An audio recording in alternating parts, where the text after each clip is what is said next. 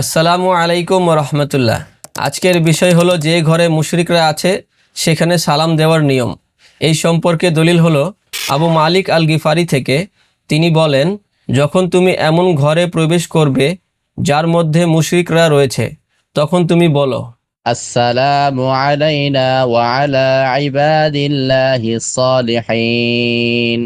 আমাদের উপর এবং আল্লাহর নেক বান্দাদের উপর শান্তি বর্ষিত হোক। তারা ধারণা করবে যে নিশ্চয়ই তুমি তাদের উপর সালাম দিয়েছো, অথচ তুমি সালামকে তাদের থেকে ফিরিয়ে নিয়েছো।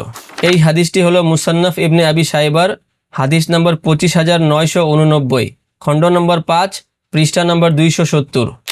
এই ছিল আজকের বিষয়, খালি ঘরে মুশরিকদেরকে সালাম করার নিয়ম। এবং এরপরে আরও বিষয় আসবে আমাদের, সেখানে আমরা বলবো মুশরিকদেরকে সালাম করা যাবে নাকি যাবে না, এবং তাদের সালামের উত্তর দেওয়া যাবে কি যাবে না, সেটা ইনশাআল্লাহ আমরা পরে আনবো। আসসালামু আলাইকুম ওয়া রাহমাতুল্লাহ।